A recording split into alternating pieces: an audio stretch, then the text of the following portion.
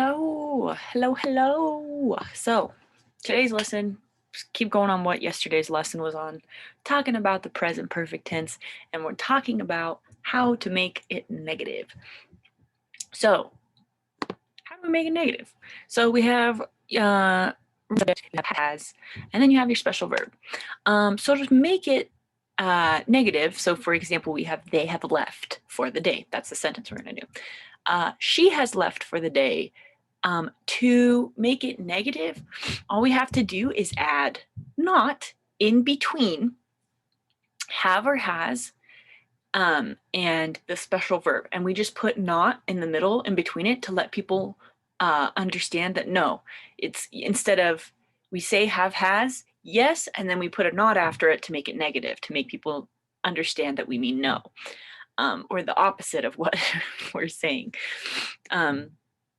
So they have not left for the day, or she has not left for the day. So that's how we make it negative.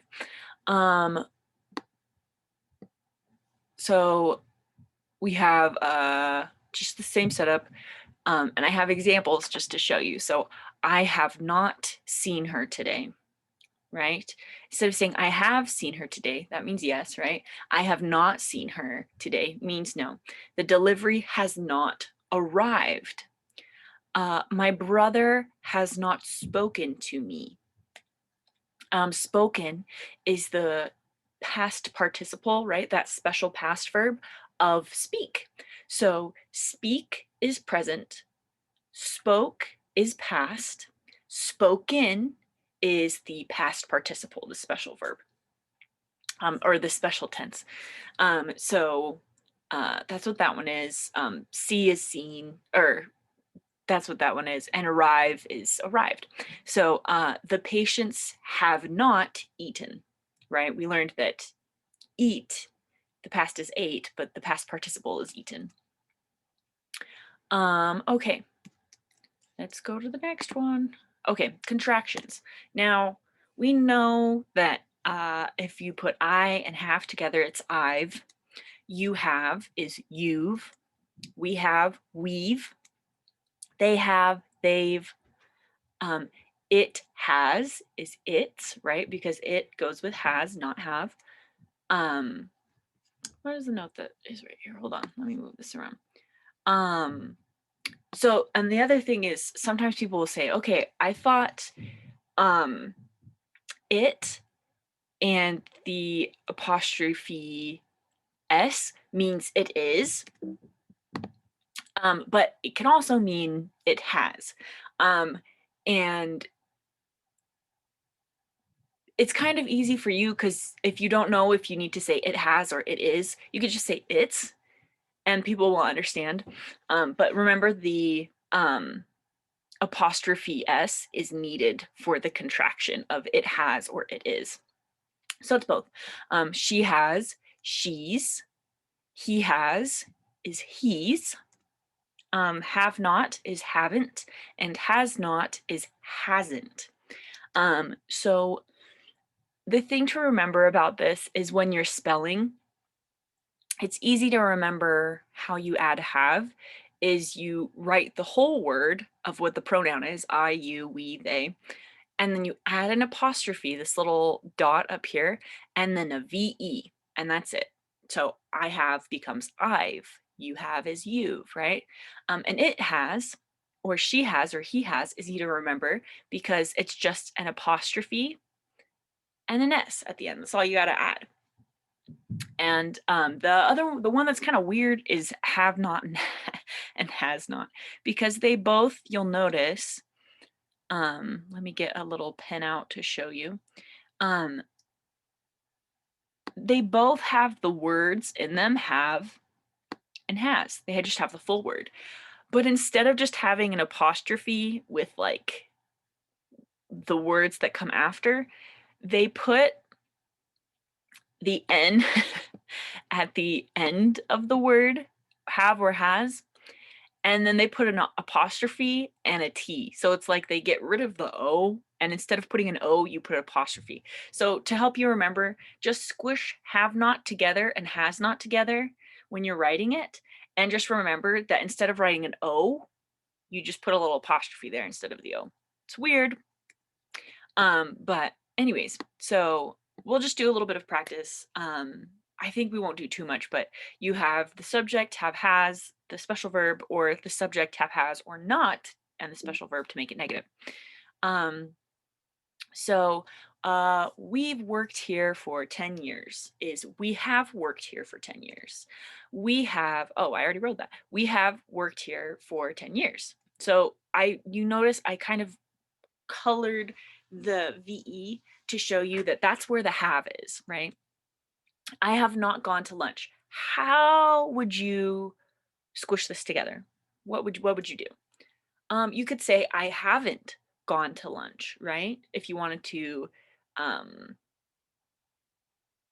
you're talking to a coworker and they're like, "Hey, did you go eat?" And you could say, "Oh, I haven't gone to lunch. I haven't." Um, uh, you could also say I've not gone to lunch, but you could just say I haven't. Well, either one, whichever one you want to do. It doesn't change the meaning. And she has not been on time for 2 weeks. She hasn't been on time for 2 weeks. So you can make it negative. I've loved the snacks in the break room. I have loved the snack in the break room. I've loved the snacks in the break room. I have loved the snacks in the bake room. I forgot to put an S there. Sorry. But she's left for the day. Discard. Let's see. I have loved the snacks. Forgot an S. Okay. So now that we got that in, come on, load computer. We have that. So I won't bore you with like the practice that I have. Like this one's like a conversation with like a business that you like ordered from. Like I have returned a purchase. I have not received my refund. So these are really good ways to use the present perfect tense because you're letting someone know, hey, I did something in the past and it's still important to right now. And when I did that, I still did not get my refund and I don't know when I'm going to get it in the future. So can you help me? So you could also push it together with conjunctions. I've returned a purchase. I haven't received my refund.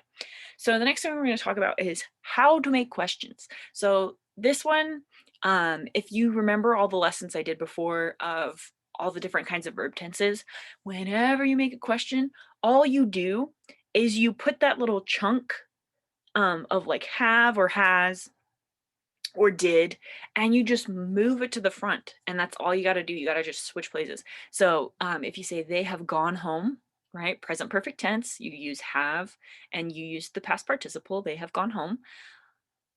You just put have or has in the front, then the subject, then the special verb. So you just switch it. They have gone home. To make it a question, you switch it. You say, have they gone home? And that's how you make it a question. Super, super easy. So they have not owned a car. What would you say to make it a question? Have they owned a car? Now, this one's kind of tricky because you're like, wait, where did not go? So when in English, yes, you can technically turn it into a question. Have they not owned a car? It just sounds really like old fashioned when you say it, like very like I don't know, like 1800s or like it just seems really kind of like old time talk. Um so instead of putting not into your questions, you just ask the question like it's yes, uh right? So like have they owned a car? Because when they answer your question, if somebody said, oh, have they not owned a car, it kind of confuses people sometimes because they're like, wait, are you asking if they do have a car, if they do not have a car? So when you ask questions to keep people from getting confused, you say, have they owned a car? Because you're going to get the same answer if you ask it the other way. It's just this way is less confusing. So, have they owned a car is how you would make that into a question.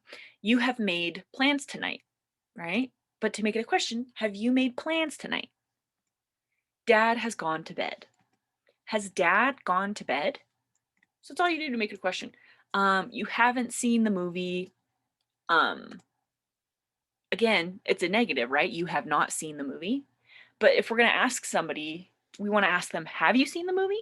Because then all they have to say is, yes or no. And it's really clear what they mean. But if we said, have you not seen the movie? Sometimes people have to clarify instead of just saying yes or no, they have to say, yes, I have seen the movie. But if you say, have you seen the movie? You could say, yep, or you could say no. And it's really clear. She's left early again. Has she left early again? To make it a question. We've worked overtime all this week. Have we worked overtime all this week? Um, that's how you make it a question. So, I have like reading practice here.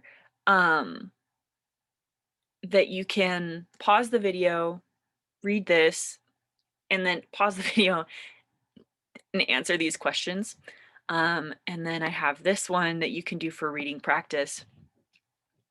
So just pause the video, read this, and then, ask the questions or answer the questions. Do you have any advice about job interviews? So this one is more of you need to read it and then think of like how you would give advice, right? So that's it for today. That's all our lesson. It's a really quick and easy one. And I hope that all of you have a wonderful weekend and that you can get lots of sleep and get lots of rest. And hopefully, we'll be able to see each other in April when I'm allowed to come back and teach in person classes. And if you want to keep doing online classes instead of going to in person classes, that's okay too. I'll still be doing online classes. But that's it for today.